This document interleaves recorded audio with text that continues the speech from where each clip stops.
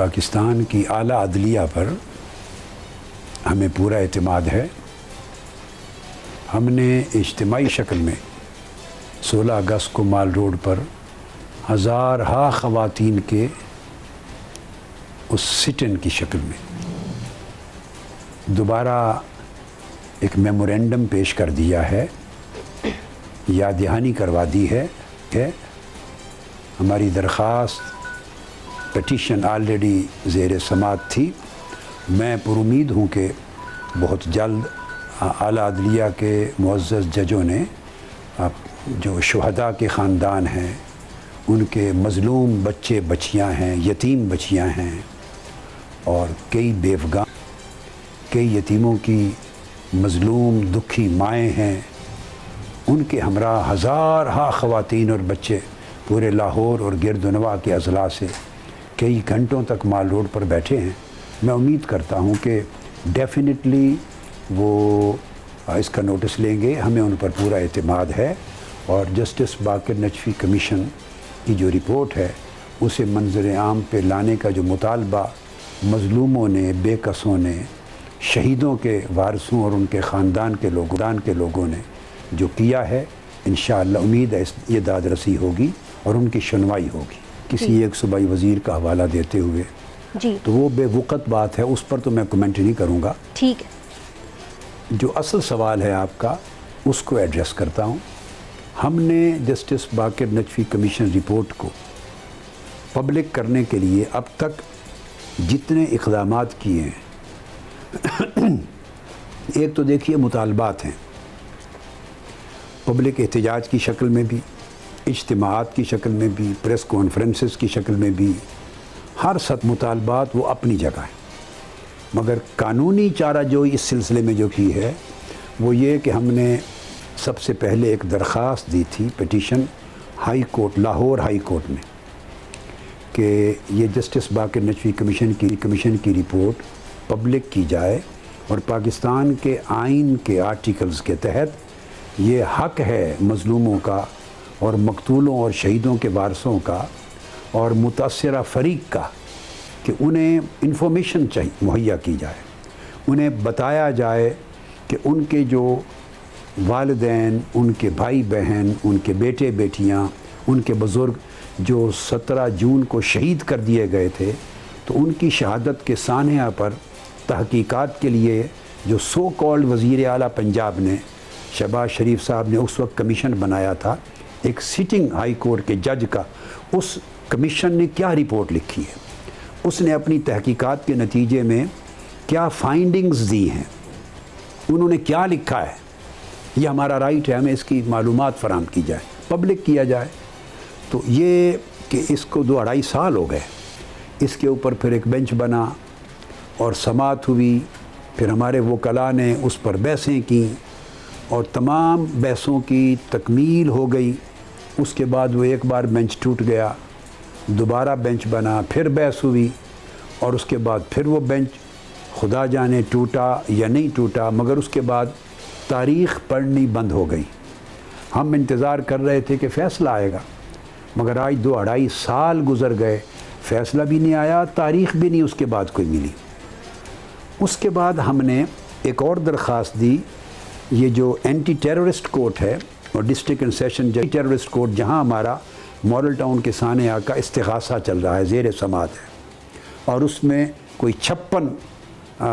हमारे गवाह पेश हो चुके हैं, 56 गवाह, 56 विटनेसेस पेश हो चुके हैं। वहाँ हमने एक दरख्वास्त दी, जब हमने इब्तदाई शहादतें अपनी एविडेंसेस क्लोज़ की, तो उस मौके पर दरख्वास्त दी कि हम चाहते हैं कि जस्टिस बाक़िर नजफ़ी कमीशन की जो रिपोर्ट है उसे भी हमारे इस केस का हिस्सा बनाया जाए। वो बड़ी इम्पोर्टेंट, वो भी गवाही है, एक इम्पोर्टेंट डॉक्यूमेंट है और बहुत बड़ी मोतबर एविडेंस है, और ये जो केस हमारा ज़ेर समात है उस एविडेंस का इस केस का पार्ट बनाया जाना अशद ज़रूरी है। तो हमने एंटी टेररिस्ट कोर्ट, जिसमें केस ज़ेर समात है, दरख्वास्त दी, बहस हुई और जज साहब ने जो इंसदाद दहशत गर्दी की अदालत के जज साहब हैं, उन्होंने हमारी दरख्वास्त ख़ारिज कर दी। जब ख़ारिज की तो हम फिर उसके ख़िलाफ़ लाहौर हाई कोर्ट में अपील में गए। तो ये अब एक दूसरी दरख्वास्त जो है बशक्ल अपील फ़ाइल हुई। एक मैंने बताया पहले से पटिशन चली आ रही थी जिसकी तफसील मैं बयान कर चुका हूँ। अब दोबारा हम अपील की शक्ल में गए इस कोर्ट के फ़ैसले के ख़िलाफ़ कि ये हमारा राइट है। और ये केस था कि जस्टिस बाक़िर नजफ़ी कमीशन की रिपोर्ट एक इम्पॉर्टेंट एविडेंस का डॉक्यूमेंट है, उसे हमारे केस का हिस्सा बनना चाहिए, इसकी फ़ाइल पर आना चाहिए। तो अब हाई कोर्ट में इसके ऊपर बहस हुई तो हाई कोर्ट के जो भी जज साहब थे जिन्होंने समाअत की उन्होंने ये अपील भी खारिज कर दी हाई कोर्ट में भी। फिर हम उस हाई कोर्ट के इस फ़ैसले के ख़िलाफ़ सुप्रीम कोर्ट ऑफ पाकिस्तान में गए। वो दरख्वास्त हमारी अपील की सुप्रीम कोर्ट ऑफ पाकिस्तान में पड़ी है, उसकी अभी तक कोई तारीख़ नहीं लगी। ये अब तक की दोनों कार्रवाइयाँ थी और हमने फिर ये जो एहतजाज किया ये एक रिमाइंडर के तौर पे था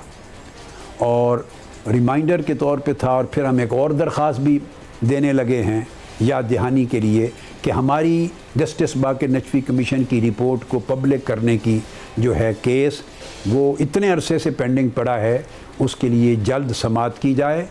और एक गैर जानिबदार बेंच जिस पर फ़रीक़ैन को एतमाद हो और सही तौर पे इंसाफ के लिहाज से उन पर पूरी तवक्को की जा सके वो कायम किया जाए। तो मैं उम्मीद करता हूँ इंशाअल्लाह कि चूँकि यतीमों के वारिस बैठे हैं, बच्चियाँ बैठी हैं, यतीम बच्चियाँ बच्चे बैठे थे,